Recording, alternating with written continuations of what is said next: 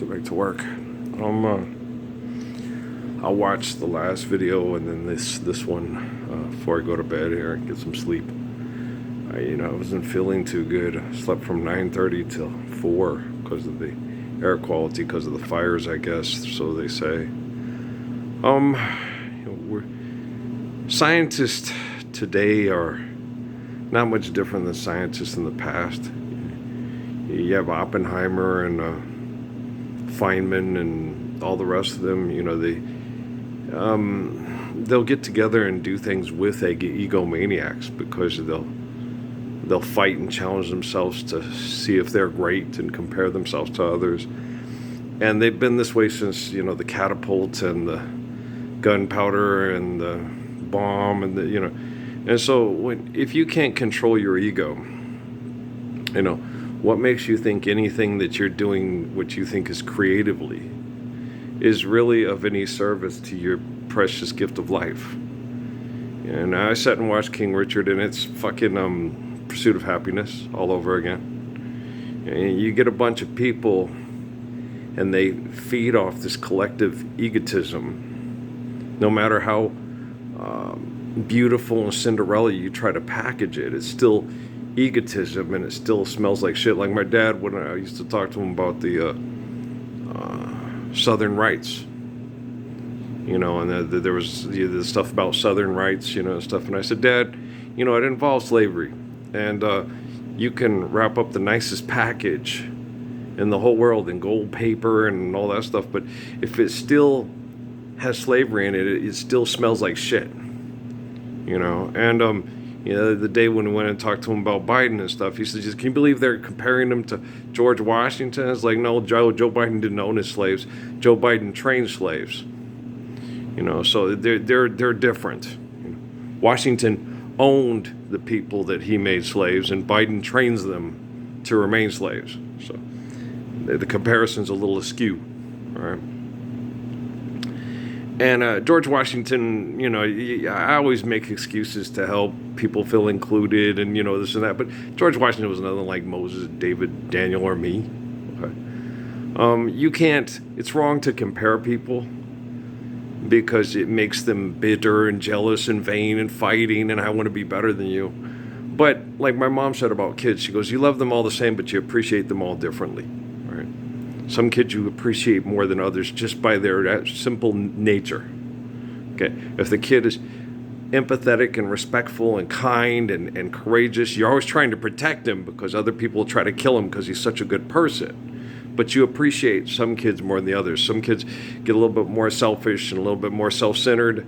And like Kaylin Gilliard, she said, I raised my kids to be self-centered because it's a dog-eat-dog world and people will destroy you and kill you. It's like, yeah, but wouldn't it be better to have people destroy you, kill you, turn you into a comic book that everybody prays to as a make-believe God to save us from people that are disgusting, like the one kid at the tennis courts who beat up, he's trying to hit on his daughter and he's beating up her father, who doesn't beat up on her mother.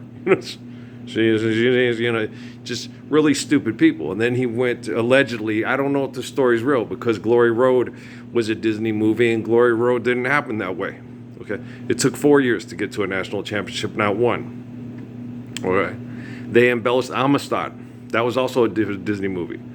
Okay, and it wasn't Day Day that did it. It was the little girls that could speak English.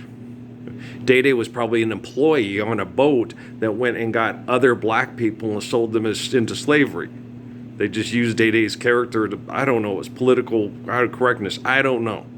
Okay, but if you go look at the story of the Amistad in the movie that Spielberg gave you, Desmond Henson, and Day Day didn't even look like that. Day Day looked more like Cordy Vance when he was young than Desmond Henson.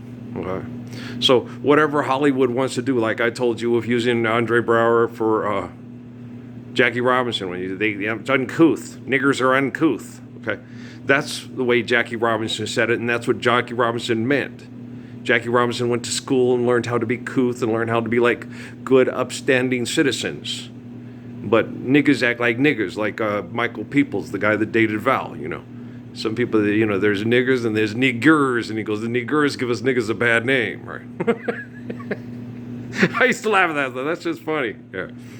And, my sister, all those guys, I hate them. They used me for sex. It's like, Val, what did you use them for? Yeah, you thought you were in love. Yeah, you were infatuated. Yeah, you enjoyed the affection and the sexuality and stuff.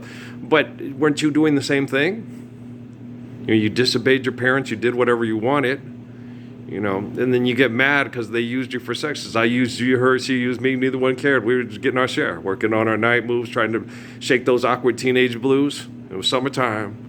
Sweet summertime, And the thing was black guys were nicer to my sister than the white guys were. So my sister had buck teeth. And people she had a nice figure. Okay. And, but they made fun of her. And that made her, when she got her teeth fixed, a lot of the ways she changed radically. And in many ways, she became impossible. Because she was already mean because people were mean to her. Punch hung out with the popular people because Punch didn't have buck teeth. But they did make fun of Punch when she was little because she had an eye that was, I never noticed. One eye is sleepy. One eye is opens higher than the other. And people made fun of it. And I was like, I didn't even notice. And we're 18 months apart, raised together. And I never picked her apart and went, oh, you got one eye that, you like this. I never said, I didn't even notice. Other people had to point it out to me. Okay, and I'd spent my whole life with her, more time with her than they had. But people are taught to pick each other apart and fight and compare and compete, because there's this viciousness among human beings who, for some reason, believe we're animals. Okay? And animals can't be empathetic. Animals can't be respectful. Okay, they're not that way. In nature, they're not.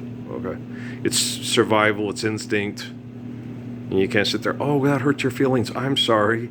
I understand what that's like. I can Robin Williams my way through that, right? Okay. So, you guys, your shit stinks. And you keep passing it off as if it's like, the creme de la creme soup, because Chef Gusteau's, or anyone can cook, and why would you want to spend all your time at a restaurant, okay, catering to people's egos to make yourself feel egotistically, accomplished? Why are you going to waste your precious time on planet Earth competing and comparing with other people instead of appreciating the beauty of if you know what life is worth, you'd look for years on Earth, and so now you see the light. Thing about kids this morning, I swear I thought of Tom Brady's niece, right? And I swear I connected to that girl in prayer, and I swear she had a crush on Tiger Campbell. And I'm thinking, I'd have a crush on Tiger Campbell too if I was a girl. He looks like a taller Bob Marley, and he seems to carry himself in a way that, is dignified and respectful and not a jerk, So if I was a girl at UCLA and I was a cute young softball player, I'd have a crush on Tiger Campbell too. I was like, oh yeah, he is a cute kid. Like I told you, people that's like, nah, if I was a woman when I was young, Val had a crush on George Benson. I thought, wow, I wish I kind of looked like George Benson. George Benson's cute. He plays guitar well, and he's not a bad singer. That's a good combination to get the girls to like you, and maybe keep one that's really cute and have a long, healthy, faithful life with a faithful wife, and have romantic, boat rides with the moon coming over the lake with Claire de Lune, and stuff, and because I enjoy me-in-law at the park, and me and Edna, those romantic, I loved romantic moments with beautiful women, and, I don't know if we're in a garden or on a crowded, like I told Amy when our marriage, the way it was the first night, she told me what a goober, and, there was someone behind you, turn around, look at me, and what a romantic type goober. And the Summer Song by Chad and Jeremy, that's what my dad likes, that's what Peter likes. So I was, okay, I'm going to try. And he was a hero, and he was this great military hero, and this great mind, and he was a genius and all that stuff. And I never tore him apart, but I did get I would talk to him about stuff. And I didn't know how to explain to him. I dropped out of college because it was genocidal, not because I couldn't compete with other people intellectually or academically.